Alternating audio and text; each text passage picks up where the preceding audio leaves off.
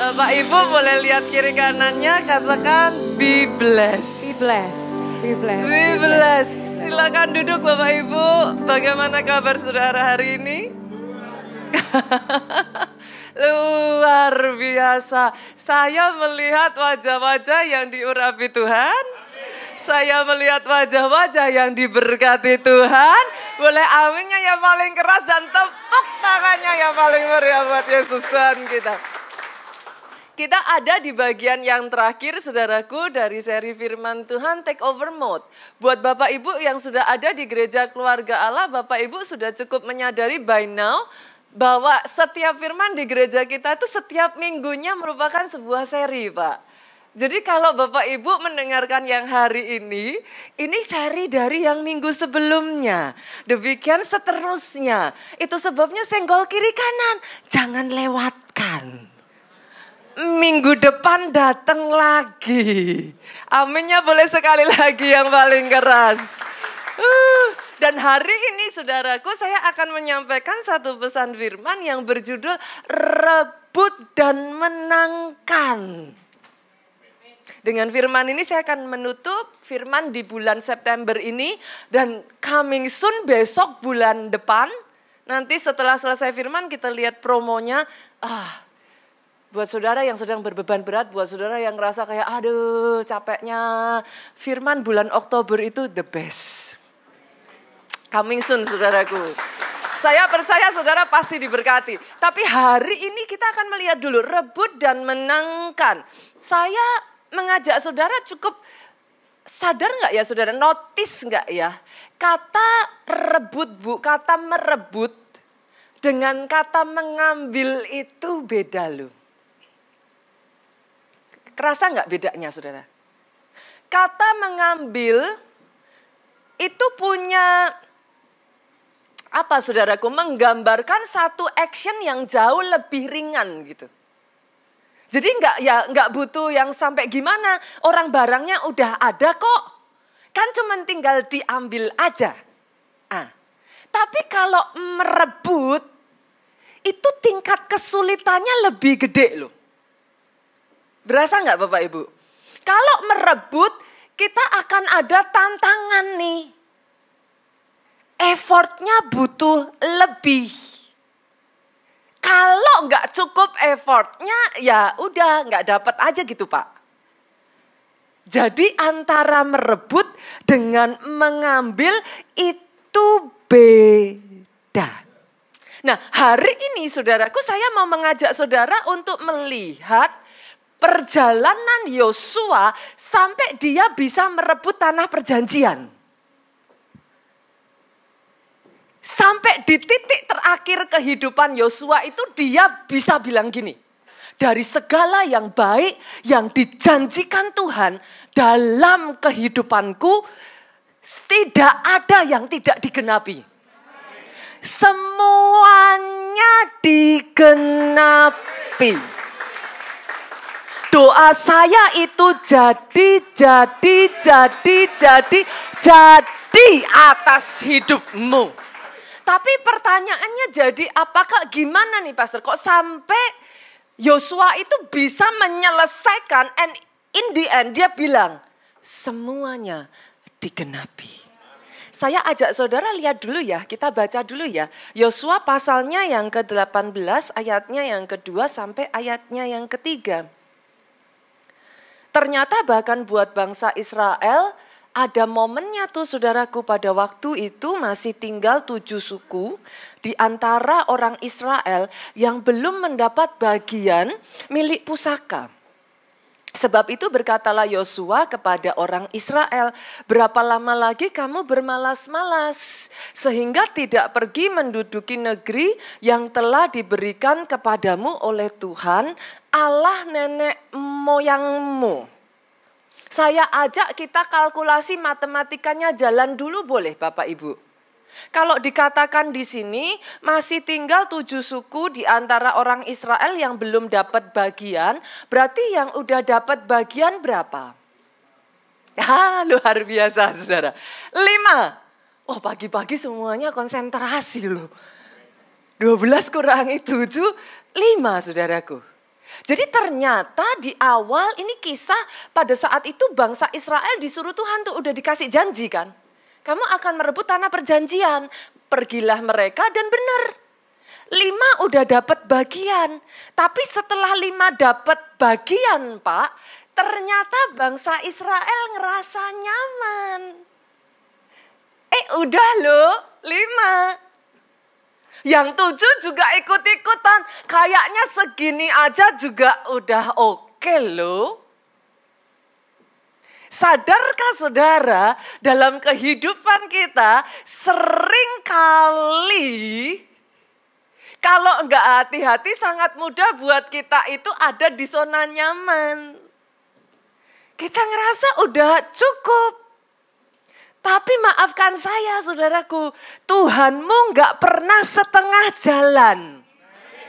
Namanya Alfa dan Omega. Yang dia mau kalau engkau rebut sampai sepenuhnya. Jangan hanya puas setengah jalan berhenti. Banyak orang Kristen kalau sudah saya bicara soal berkat, siapa sih yang gak bilang amin? Bukan cuman bilang amin Pak, aminnya paling keras.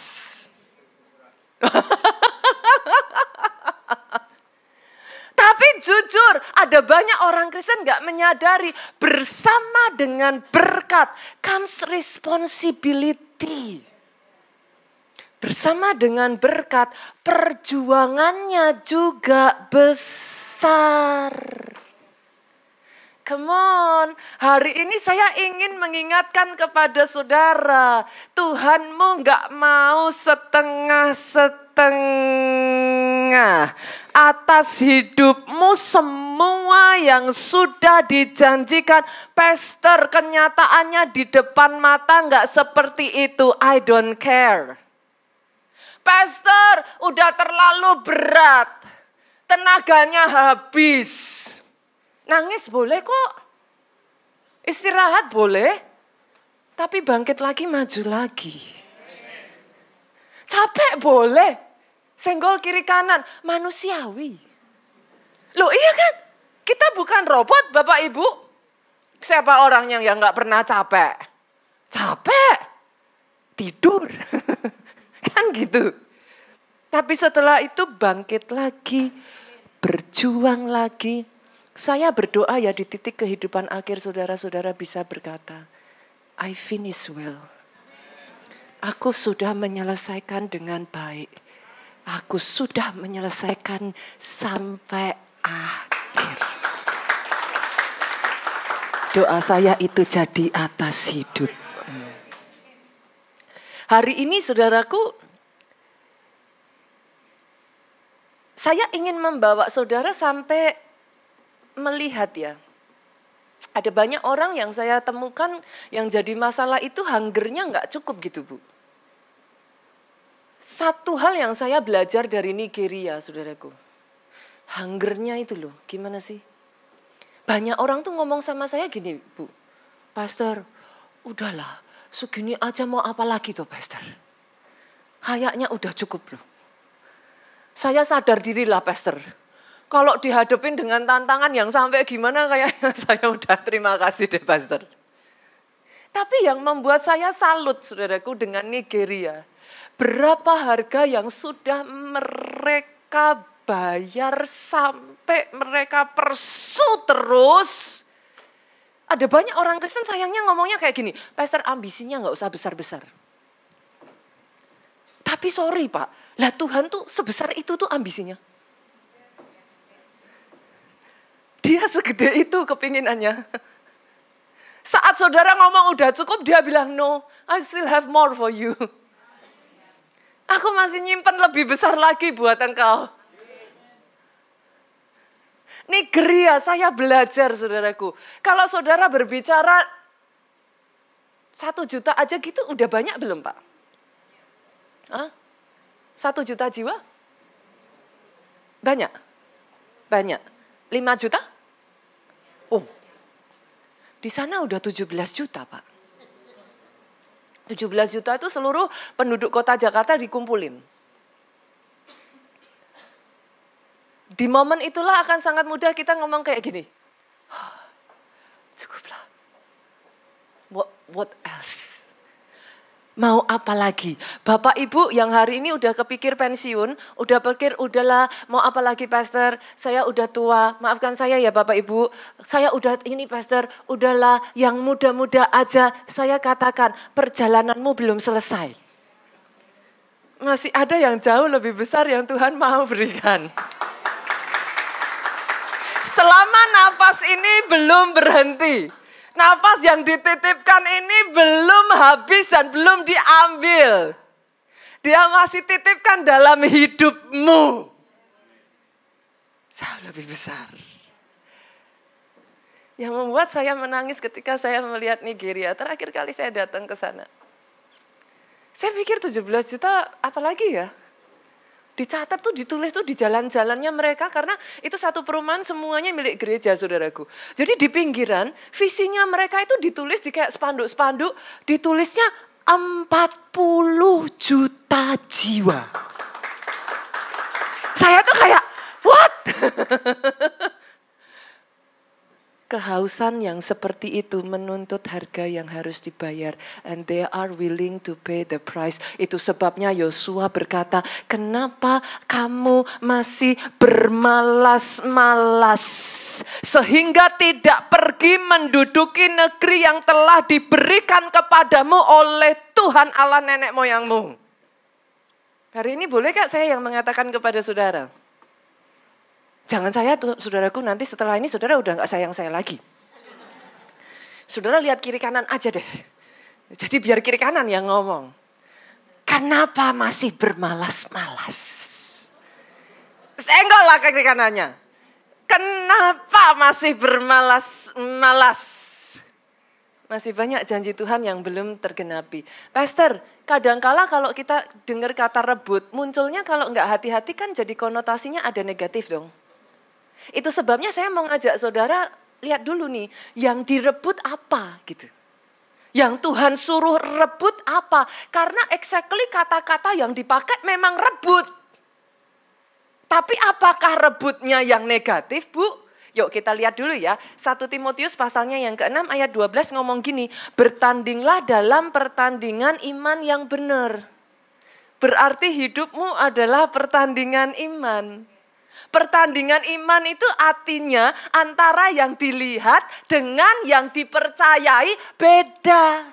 Dalam pertandingan iman, bagaimana engkau mengubah dari yang dilihatnya tidak seperti janji sampai janjinya benar-benar digenapi. Itu sebabnya di sini dikatakan bertandinglah dalam pertandingan iman yang benar. Jangan nyerah di tengah jalan, jangan berhenti di tengah jalan. Disuruh setelah itu rebutlah hidup yang kekal.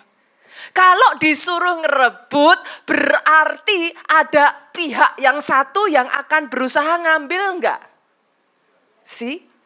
Jangan lupa loh saudaraku, Tuhan sudah memberikan keselamatan kepadamu. Tapi akan selalu ada iblis yang tidak akan senang dan akan berusaha curi itu dari dalam kehidupanmu. Itu sebabnya kenapa dikatakan disuruh bertanding dengan pertandingan yang benar. Karena dalam pertandingan itu iblis akan berusaha mencuri bagian kita. Rebut itu keselamatan, hidup yang kekal. Ditambah lagi Pak. Untuk itulah engkau telah dipanggil. That is your calling. Itu panggilanmu. Jadi hari ini sadari. Engkau disuruh merebut bukan ngerebut yang sia-sia. Aminnya yang paling keras. Engkau disuruh rebut yang punya nilai kekekalan. In fact saudara, kalau saudara turun boleh nggak ya multimedia munculin ayat 10 ya? Sama masih di 1 Timotius 6, tapi ayat sebelumnya saudaraku, Rasul Paulus itu malah justru mengingatkan, jangan merebut yang sia-sia. Jangan ngerebutnya yang salah. Apa itu Rasul Paulus berbicara tentang cinta uang? Ternyata saudaraku ada banyak orang yang karena cinta uang, mengejar, memburu uang. Boleh nggak saya ngomong mengejar, memburu itu punya nilai yang sama seperti merebut. Kelihatan ya effortnya, bukan hanya sekedar mengambil. Mengejar, memburu uang, banyak orang menyimpang dari iman. Akhirnya menyiksa dirinya dalam berbagai duka. Maksudnya gimana pastor? Banyak penderitaannya. Berapa banyak saudara dengar kisah orang berebut warisan? Segitunya saudaraku. Tapi akhirnya kehilangan keluarga. Merebutnya jangan yang salah. Berapa banyak saudara dengar kisah ngerebut istri orang? Ngerebut suami orang, yang seperti ini mana bisa tenang sih saudara? Dengar ini saudaraku hari ini. Kalau ngerebut suaminya orang, ngerebut istrinya orang, akan ada satu titik saudara juga akan berpikir balik. Gimana kalau gilirannya nanti direbut pelakor lain? So nggak akan pernah tenang Bapak Ibu. Itu sebabnya Alkitab mengatakan jatuh ke dalam berbagai-bagai penderitaan. Jangan ngerebut yang salah. Ngerebutnya harus yang mulia. Yang kekekalan. Maksudnya gimana pastor? Kalau ada momennya di mana sekian waktunya kadang saudara engkau merasa kayak kehilangan anak, kehilangan keluarga, kayak udah jauh gitu. Boleh direbut lagi nggak hati anak saudara?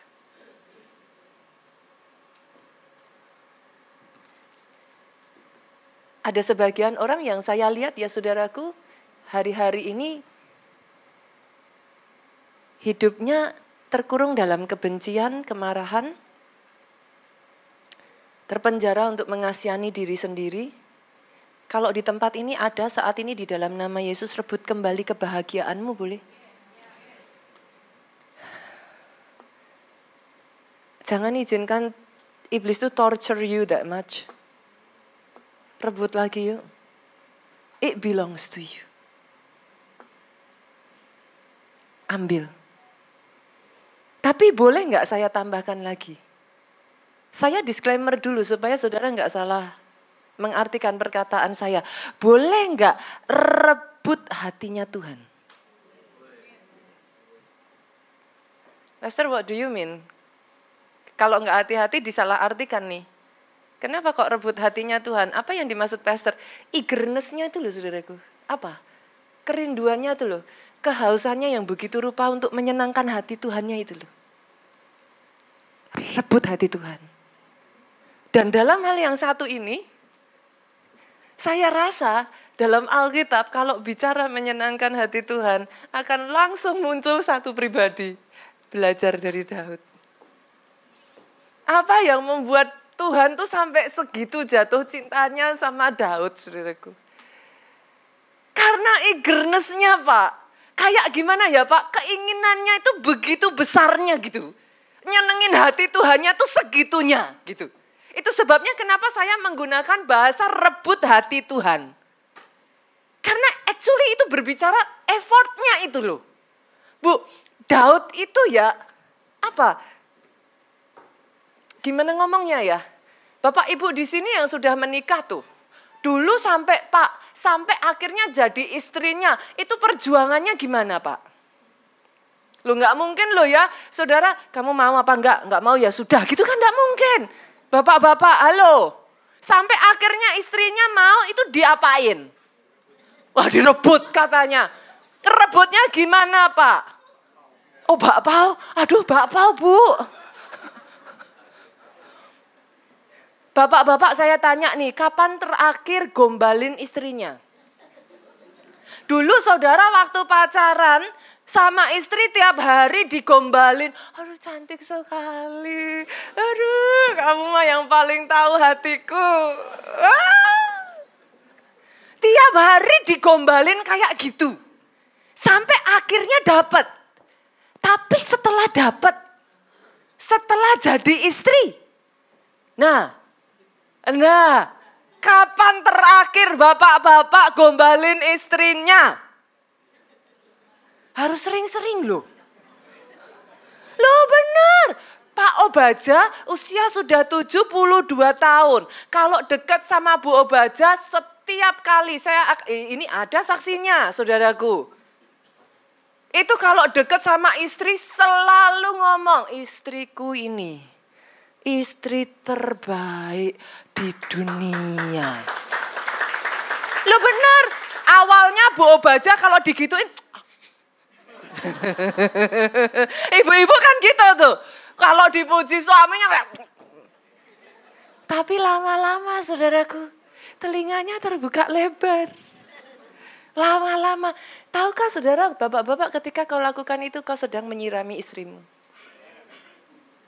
Dia akan menua secara umur, tapi akan semakin cantik ketika disirami terus dengan cinta.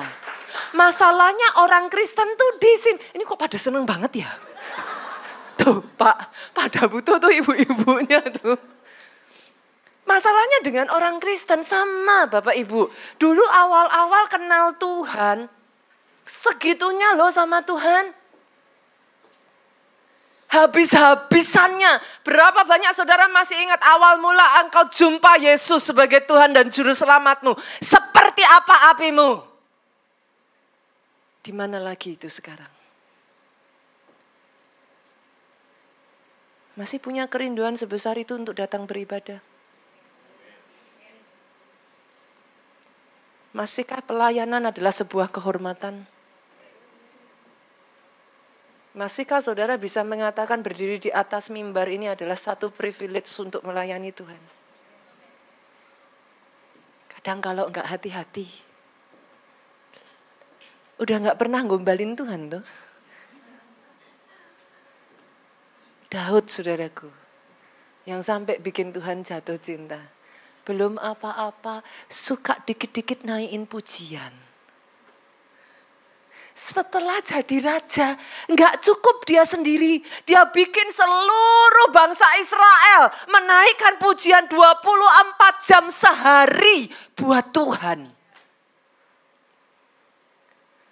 Sudah dibikin pondok Daud, enggak cukup. Dia berpikir bagaimana aku bisa mendirikan rumah bait Allah yang begitu megah buat Tuhanku yang besar. Saudara kalau jadi Tuhan gimana enggak tersentuh sih? Setelah diberkati Pak, tambah habis-habisan lagi melayani Tuhan. Setelah diangkat, setelah dibawa Tuhan tinggi, pakai kekayaannya justru lebih lagi jadi berkat. Mensupport terus agendanya Tuhan dijadikan di muka bumi ini. Kalau seperti itu gimana Tuhan gak jatuh cinta Bapak Ibu? Segitunya Daud. KA Surabaya boleh gak sih saya ajak yuk? Rebut hatinya Tuhan dengan cara beribadah. Bangun ibadahmu yang benar di hadapan Tuhan. Pastor, gimana bangun ibadah yang benar? Senggol kiri kanan Bapak Ibu, jangan datang terlambat. Datang lebih awal. Yang lain belum ada gak apa-apa. Duduk di sini, ngomong sama Tuhan. Tuhan, yang lain terlambat, aku nomor 1 datang.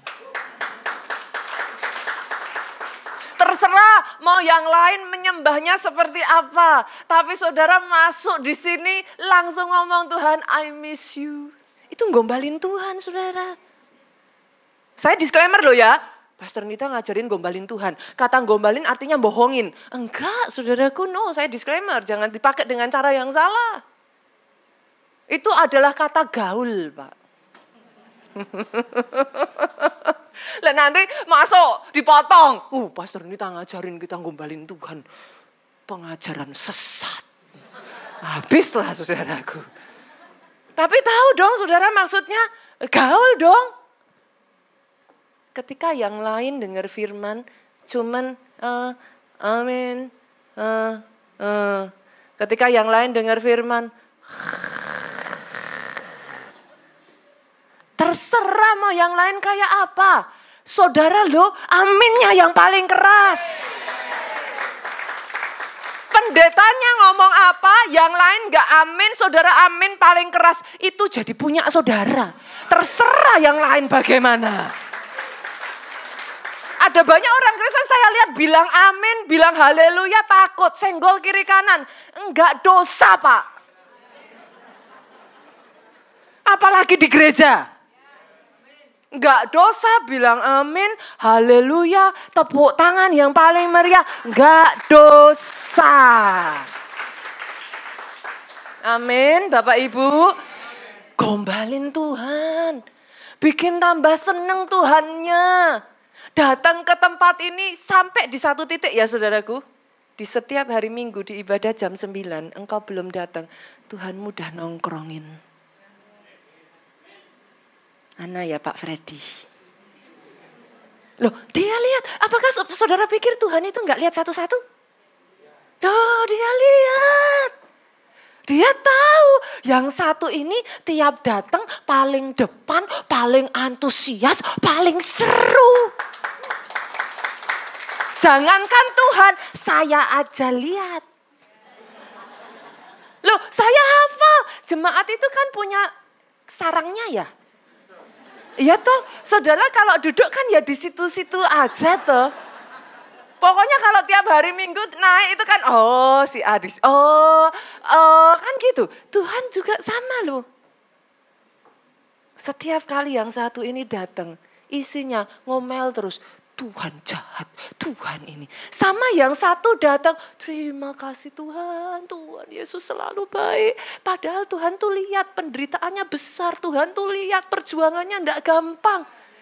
Tapi terus dari mulutnya ngomong, Tuhan engkau selalu baik. Kapan Tuhan meninggalkan aku?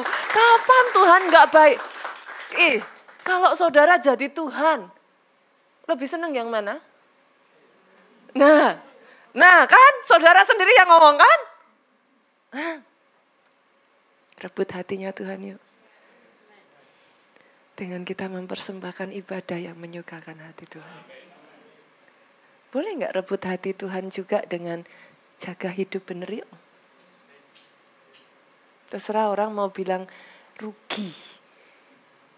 Mumpung ada kesempatan cuan. Yang lain tipu-tipu, kita nggak ikut-ikut, hancur Pak.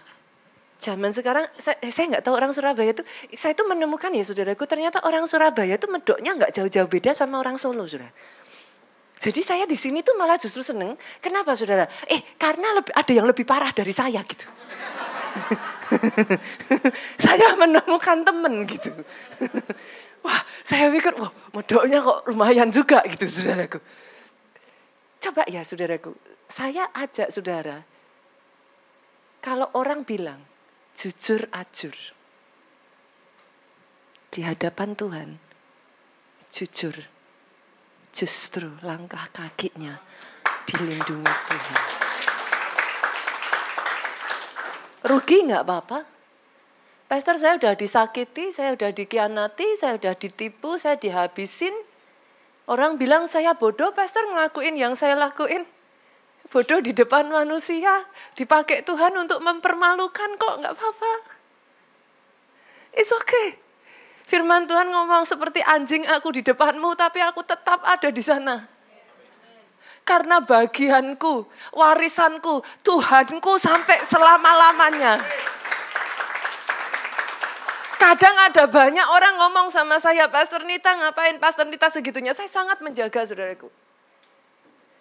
Manusia boleh ditipu saudara. Tuhanmu gak pernah bisa ditipu. Rebut hatinya yuk Pak. Jaga yuk, gak punya motivasi aneh-aneh. Murni terus aja. Bersihin terus. Ngomong sama Tuhan. Manusia boleh gak lihat. Tapi aku sama Tuhan. Sama seperti ke istrinya ngomong saudaraku. Sama Tuhan jawab sama. Tuhan aku padamu. Itu. Aku padamu. Yang lain terserah mau seperti apa. Aku ngerjain bukan untuk dipuji. Aku ngerjain bukan untuk diperhatikan. Aku ngerjain karena Tuhan sudah lebih dari baik dalam hidupku. Dan kalau bicara ngerebut hatinya Tuhan, tahukah saudara ada satu cara paling manjur ngerebut hatinya Tuhan? Atau ada satu, setiap orang itu kan punya apa sih kesukaannya ya?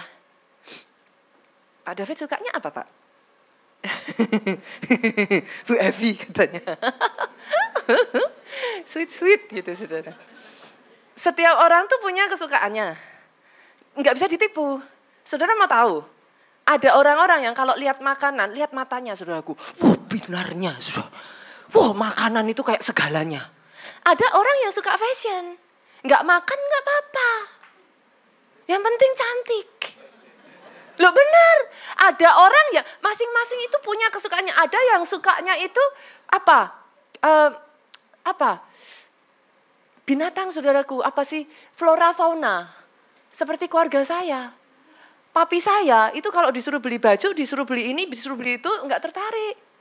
Tapi kalau sudah ngelihat anjing, wah ngelihat binatang, ngelihat wah macam-macam itu saudaraku. Wah dia berani spend more. Apa yang dia enggak berani spend untuk yang lain.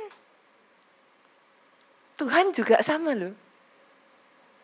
Kalau untuk yang satu ini, dia jor-jorannya habis-habisan.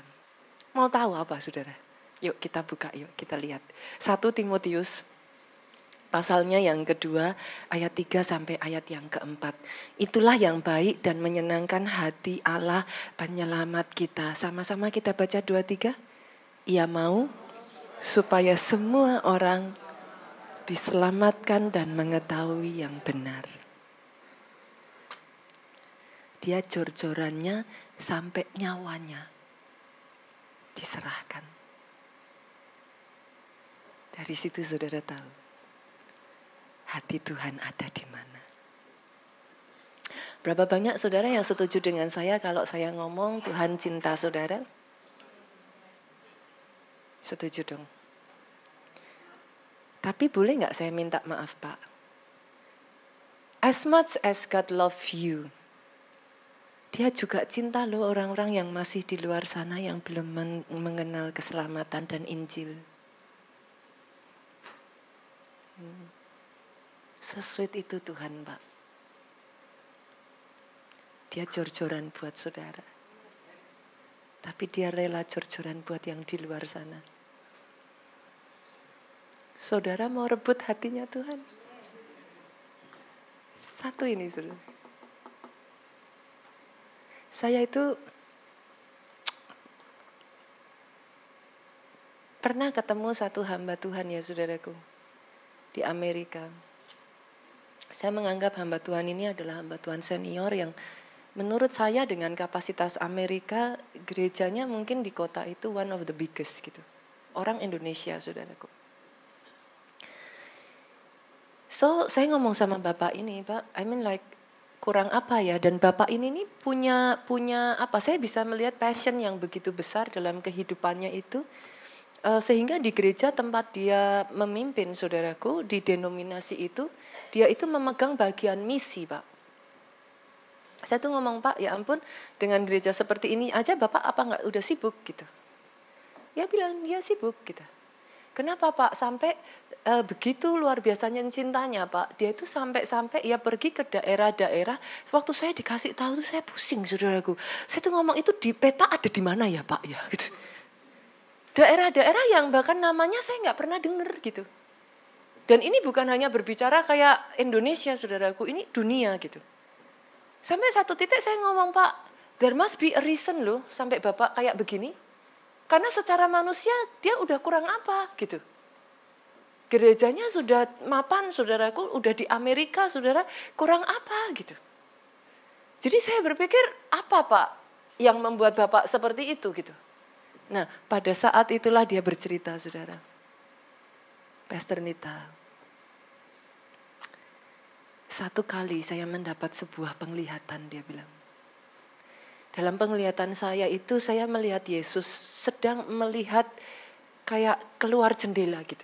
Yesus tuh sedang berdiri, dia berdiri di sebuah kayak jendela besar gitu saudaraku. Dan dia tuh melihat Yesus tuh matanya kayak kosong, bukan kosong ya saudara. Tapi kayak Yesus tuh melihat dengan kesedihan yang sangat, Yesus tuh melihat keluar jendela. Bapak ini tuh dari belakang mengamati Yesus, dia tuh penasaran gitu. Yang dilihat Yesus di balik jendela itu tuh apa? Karena dia penasaran, dia deket gitu saudaraku. Dia deket sampai di batas yang dia tuh bisa ngelihat Yesus tuh ngelihat apa. Semakin dia ngelihat Yesus, semakin dia penasaran. Karena Yesus itu pandangannya itu benar-benar yang kayak orang, kayak dari kejauhan dia bercerita ke saya itu kayak mimpi itu, penglihatan itu so real buat dia saudaraku. Yesus tuh tangannya kayak jangkau kayak gini, tapi wajahnya itu begitu sedih. Dan setelah dia mendekat, cukup dekat saudaraku, dia ngomong. Ternyata yang dilihat Yesus adalah barisan orang-orang yang menuju ke api. Dia ngomong sama saya, Pastor Nita, sampai detik hari ini lebih dari 20 tahun saya melihat penglihatan itu. Tapi bahkan sementara saya menceritakan penglihatan itu kepada Pastor Nita, hati saya masih berkobar. Dia ngomong seolah-olah saya tuh kepengen ngapus air matanya Tuhan gitu. Seolah-olah saya tuh kepengen ngomong, why are you so sad gitu.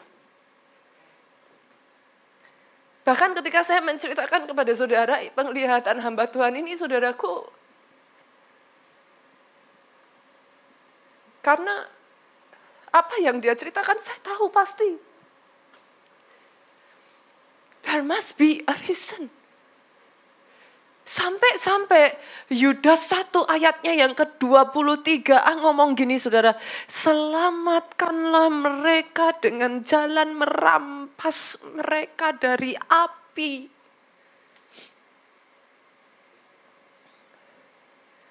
Saya rasa kata merampas dengan merebut, saya bisa katakan sama ya Pak. Segitunya Tuhanmu terhadap engkau. Dia rampas engkau dari dalam gelap saudaraku. Dia habis-habisan buat engkau. Tapi hari ini berapa banyak di tempat ini yang mau dipakai Tuhan Bapak Ibu. Kita rebut hatinya Tuhan yuk. KA Surabaya jangan pernah lupa yang ini ya. Saya titipkan buat Surabaya. Menjadi besar is one thing. Tapi habis-habisan menyelamatkan jiwa lu.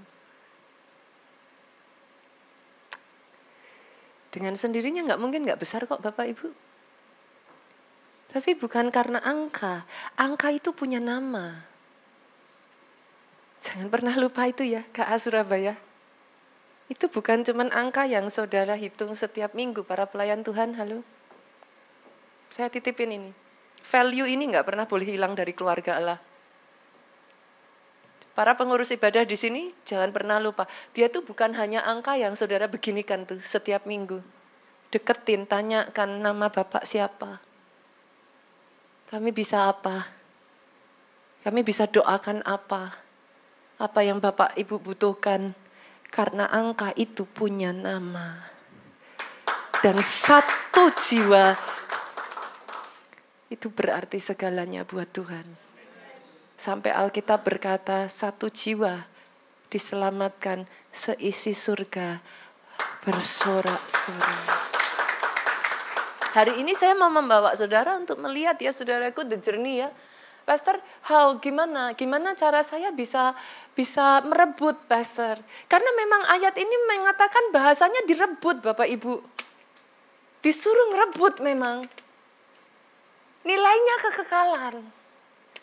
Tapi caranya saya gimana, Pastor?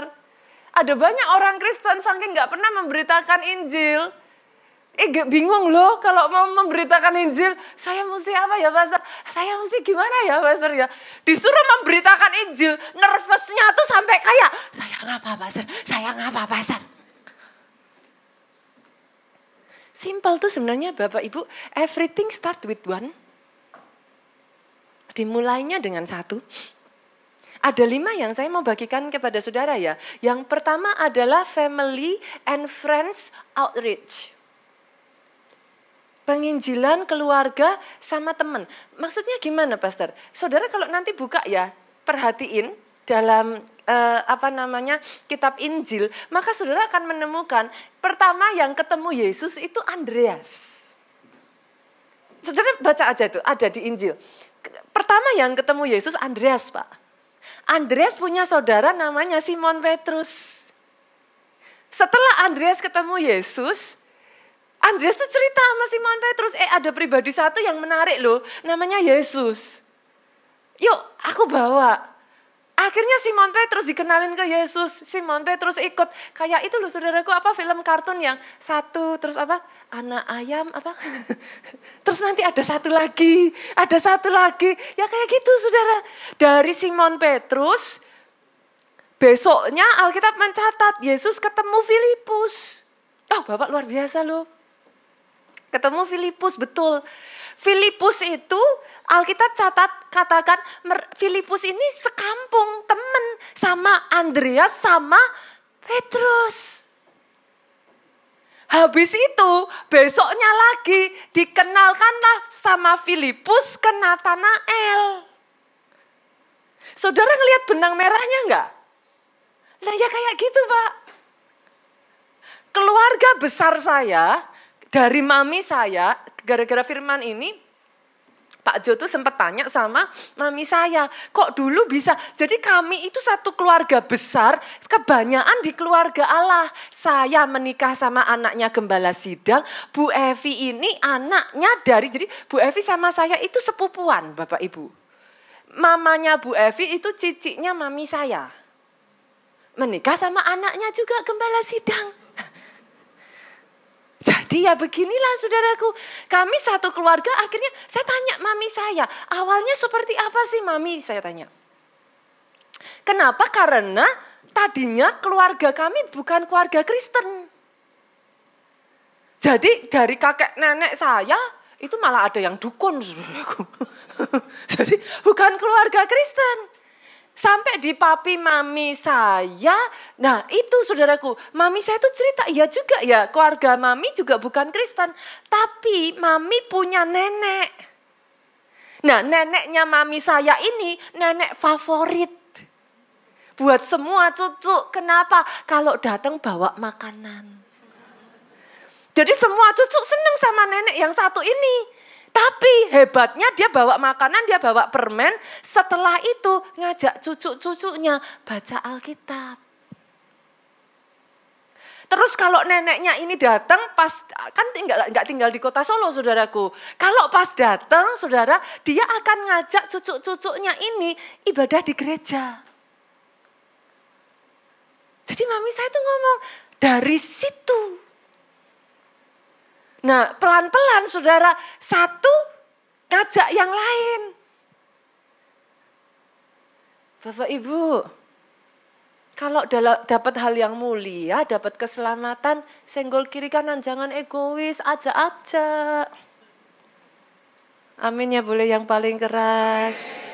Kalau hari ini Bapak Ibu masih datang sendirian, next anaknya Pak. Next suaminya.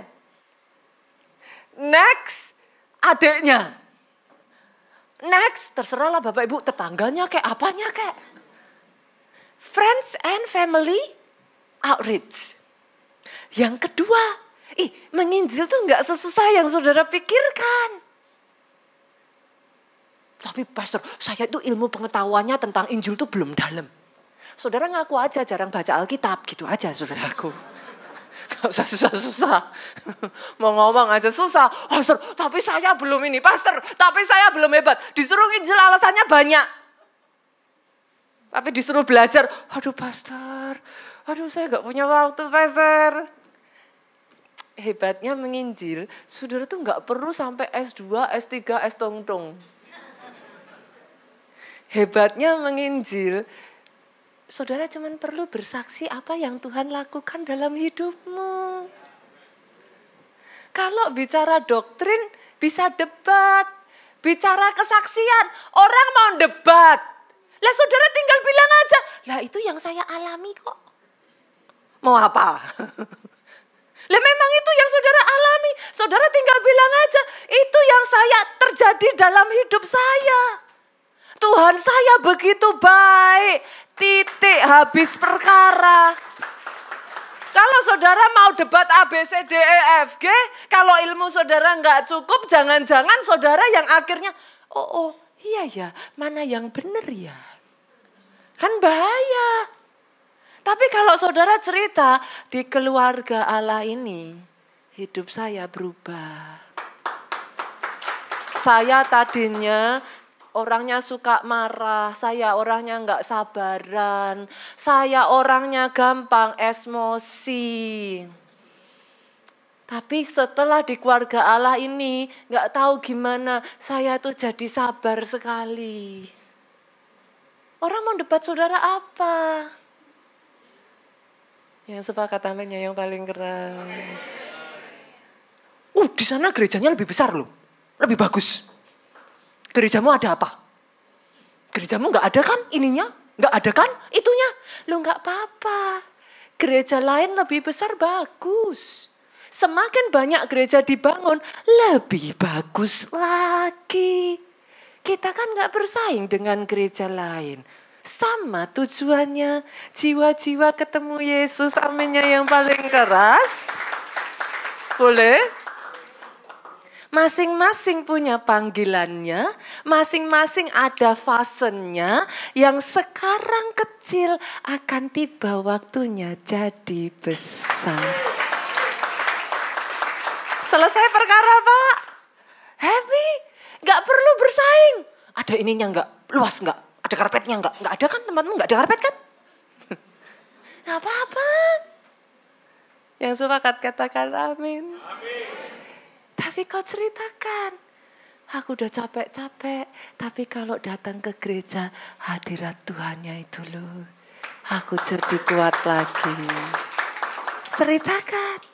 Yang ketiga, sadarkah saudara, penginjilan yang paling kuat itu adalah perubahan hidup, good work outreach. Itu sebabnya 1 Petrus 2, gampang saudara ngafalinya 1-2. 1 Petrus 2 ayat 12. Ngomong gini, milikilah cara hidup yang baik di tengah-tengah bangsa-bangsa bukan Yahudi, supaya apabila mereka memfitnah kamu sebagai orang durjana, mereka dapat melihatnya dari perbuatan-perbuatanmu yang baik dan memuliakan Allah pada hari Ia melawat mereka. Saya bertobat bukan karena yang lain-lain, saudara. Saya bertobat, saya itu orangnya keras, saudara. Saya dulu itu nakal. Nakalnya bukan nakal gimana ya, saudara, ngebayangin wajah saya juga nggak nakal-nakal gimana, saudaraku. Nakalnya tuh, saya tuh waktu kecil, saudara, saya tuh kalau ke zaman itu tuh suka di absen. Agama Kristen, angkat tangan. Agama Katolik, agama Islam, Hindu, Buddha. Nah saya gilir, saudara. Catur wulan ini kalau ditanya Kristen, saya angkat tangan. Catur wulan depan ditanya Katolik, saya angkat tangan. Catur wulan depannya lagi, karena buat saya semuanya sama. Saya nggak ada sesuatu yang ini. Jadi kalau diajak papi mami saya ke gereja, saya banting tuh pintu. Saya bilang sama papi mami fanatik, saya bilang. Saya nggak pernah mau. Saudara tahu nggak, saya awal mula ke gereja gara-gara apa? Simple. Saya lihat papi saya berubah. Papi saya tiap pulang gereja nyanyi-nyanyi. Papi saya hidupnya berubah. Saya sebagai anak, saya bisa lihat itu. Sampai satu titik saya penasaran, ada apa di gereja? Kok papi saya bisa begitu? Saya datang tuh ke gereja, masih kecil saya. Penasaran. Karena pada saat itu saudaraku, saya di usia 10 tahunan saudara, sudah pernah beberapa kali mencoba untuk bunuh diri. Keluarga saya baik, semua baik, tapi hidup saya kosong. Buat saudara sebagian di sini ya, you feel the loneliness ya, in heart ya. Jangan salah loh, itu seringkali adalah cara Tuhan memanggil engkau. Itu cara Tuhan mencari engkau. arahkan loneliness itu kepada Tuhan. Dari kekosongan itulah saya melihat perubahan hidup papi saya. Saya datanglah ke gereja, saudaraku. Di situ Tuhan jamah hidup saya. Jadi, halo Bapak Ibu, jangan salah loh. Yang terdekat saudara itu ngelihat setelah pulang dari gereja, saudara ngapain? Habis dari gereja, bukannya tambah baik, malah marah-marahnya tambah. Ya mereka akan ngomong, enggak lah ke gereja ngapain? Papi no, ke gereja no. Jadi parah tuh. No. Sekarang parahnya tambah aneh. Enggak ke gereja. Tapi kalau ke gereja dan mereka, orang di sekeliling saudara ngomong, asik ya. Kok yang ini asik ya? Di gereja kayaknya seru deh. Mau ke gereja. Boleh Bapak Ibu? Good work, outreach. Penginjilan dari kisah hidup kita. Penginjilan dari perubahan hidup kita. Yang keempat, church invitation. Nah ini nih saudaraku. Maksudnya Bu, gereja ngundang. Loh itu penting. Yang nyuruh siapa Bu? Yuk kita lihat. Semua harus ada dasar firman. Lukas 14 ayat 22 sampai 23. Kemudian hamba itu melaporkan. Tuan, jadi dia lapor sama tuannya. Apa yang Tuan perintahkan itu sudah dilaksanakan. Tetapi sekalipun demikian masih ada tempat. Lalu kata tuannya itu kepada hambanya, pergilah ke semua jalan dan lintasan. Paksalah orang-orang yang ada di situ masuk. Dengar ini saudara, karena rumahku harus penuh. Jadi Bapak Ibu yang nyuruh bukan Pastor Obaja. Yang nyuruh bukan Pastor Joe, bukan Pastor David, bukan Pastor Evi, bukan. Tuannya ini ngomong. Dia nyuruh sama hamba-hambanya. Berapa banyak di sini yang bisa mengatakan bahwa Pastor saya ini hamba Tuhan, angkat tangan. Gak ada pilihan saudara, hamba Tuhan atau hamba setan, yang mana? Jahat. Ya pilihannya itu, apa lagi? Saya paksa semuanya angkat tangan hamba Tuhan. Ya. Hamba Tuhan itu bukan hanya pendeta, sorry. Kita ini hamba-hambanya Tuhan semuanya. Tuhan itu nyuruh sama hambanya pergi. Matius 28 ayat 19-20 apa? Pergi. Ini juga sama, disuruh pergi. Setelah pergi, hambanya ngomong, siap, sudah dilaksanakan. Sudah diajak, tapi masih ada tempat. Coba lihat kiri kanan, masih ada tempat enggak? Hah? Kursinya masih ada yang kosong enggak? Dipakai siapa? Dalam nama Yesus. Dipakai tas. Dipakai handphone. Tuannya ngomong, enggak boleh. Pergi. Paksa. Jangan disalahartikan ya, Pastor Nita nyuruh saya maksa. Habis lagi saya bahas. Aduh, jemaat tuh sukanya saudaraku. Yang dimaksud paksa, bisa notice gak saudara? Ada similarity dengan rebut. Butuh effort lebih itu Pak maksudnya. Kalau sudah ada tinggal diambil gampang. Tapi kalau paksa, kalau rebut itu saudara tuh butuh kerja keras gitu loh. Usaha lebih gitu untuk ngajakinnya gak segampang itu. Makanya disuruh paksa. Paksanya bukan jangan paksa dengan kasar Pak. Paksanya dengan bakso. Saya dikasih bakso enak banget di Surabaya. Paksanya dengan paksa saudaraku. Tapi usahakan. Minggu ini gak mau Pak. Masih ada minggu depan. Jangan minggu ini gak mau, minggu depan. Kemarin sudah diajak gak mau. Loh belum tentu. Minggu ini bisa gak mau. Minggu depan mana tahu. Nggak ada yang tahu yang terjadi dalam hidupnya. Minggu depan bisa jadi mau. Ajak lagi. Karena tuannya ngomong, rumahku harus penuh. Jadi. KA Surabaya harus penuh. Bukan saya yang suruh ya.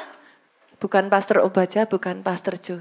Tuan yang empunya hamba yang suruh. Rumahku harus penuh. Tahukah saudara satu-satunya ayat di mana dia tuh ngomong, aku akan menyertai engkau sampai akhir, sampai ke ujung bumi. Pada saat dia mengatakan pergilah, jadikan semua bangsa muridku. Tahukah saudara, ketika saudara jalanin agendanya Tuhan, jangan heran ya, yang kelima ini akan terjadi. Power and Miracle Outreach. Surabaya, ketika banyak orang mulai memberitakan Injil ya, nanti saudara akan kaget ya, tiba-tiba ya, mujizat itu seperti kayak banjir terjadi. Saudara, saya tuh sampai iri saudara, karena itu terjadi di Jakarta. Saya iri kenapa? Orang yang bahkan belum terima Yesus, orang yang bahkan gak pernah ke gereja, menyaksikan mujizat itu terjadi di rumahnya pada saat dia melihat tayangan online. Saya jadi iri gitu. Segitunya ya Tuhan. Ketika saudara ikut nih, nanti saudara jalanin nih, saudara lakukan panggilan dari Tuhan ini. Kemanapun engkau pergi, saudara akan takjub dengan bagaimana engkau akan disertai miracle upon miracle upon miracle upon miracle upon miracle. Banyak orang berputar-putar ngurusin urusan kita sendiri. Tapi kadangkala saya menemukan banyak mujizat terjadi ketika saudara taruh itu di kaki Tuhan, yang kau bisa lakukan. Setelah itu kau ngomong sama Tuhan, aku lakukan pekerjaanmu Tuhan. Tiba-tiba pada saat kau melakukan bagian yang harus kau lakukan untuk Tuhan, bagianmu sendiri diselesaikan sama Tuhan. Instead saudara muter hidup gak ada ujungnya, ngomong aduh pastor masalah aku banyak, aduh pastor kapan sih kita gak ada masalah? Coba renungkan, dari saudara ingat waktu lahir, gak tahu kan kalau umur sebulan ya gak ingat toh saudara.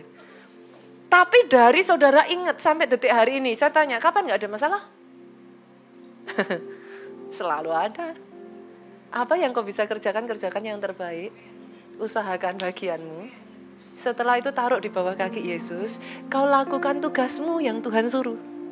Pada saat kau lakukan tugasmu yang Tuhan suruh, Alkitab menjanjikan satu ini, aku akan menyertai engkau. Dari situlah Bapak Ibu, penyertaan Tuhan tidak bisa tidak mendatangkan mujizatnya. Bangkit berdiri yuk jemaat Tuhan. Kita pujikan lagu ini ya. Ku ada sebagai mana ku ada. Oh, ucapan syukur saudaraku. Berdiri menghadap tahtamu Bapa. Semua karena anugerah-Mu yang telah selamatkanku. Lepaskan dulu semua masalahmu, katakan hidup. Aku bersyukur Tuhan. Biarlah yang keluar dari mulutmu adalah pujian dan ucapan syukur. Hari ini bisa melayani satu hari lagi.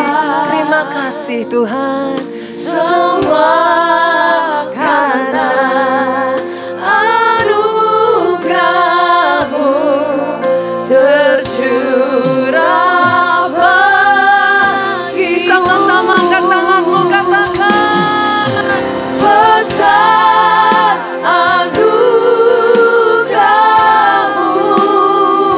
Masih ada nafas aja, kita bersyukur. Terlepas yes, perjuangannya masih ada. Mungkin masalahnya belum hilang, tapi hari ini saudaraku, angkat di hadapan Tuhan.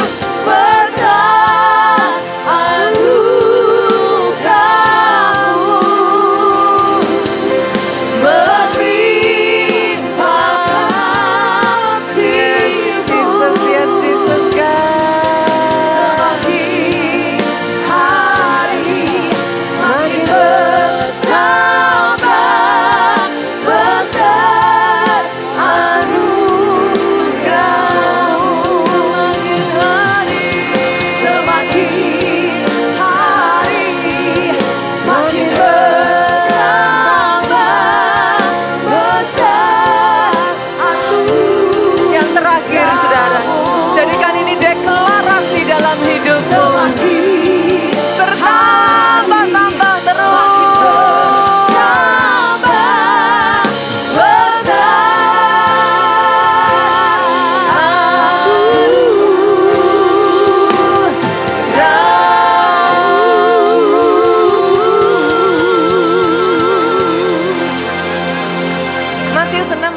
ke-21 mengatakan, di mana hartamu berada, di situ hatimu berada. Kalau harta itu diletakkan, ditaruh, hati itu diletakkan di jiwa-jiwa, maka engkau akan memakai berkat yang sudah Tuhan berikan. It's an every blessing untuk membawa apa yang menyukakan hati Tuhan. Hari ini Tuhan, kami membawa persembahan kami ini di hadapan-Mu. Berkati anak-anak-Mu di tempat ini. Tambah-tambahkan dengan semua yang baik di dalam kehidupan mereka.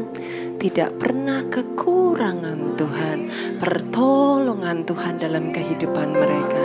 Kami memberikan dengan ucapan syukur dan sukacita. Di dalam nama-Mu Yesus Tuhan kami berdoa, kita sama-sama katakan amin. Silakan duduk Bapak Ibu.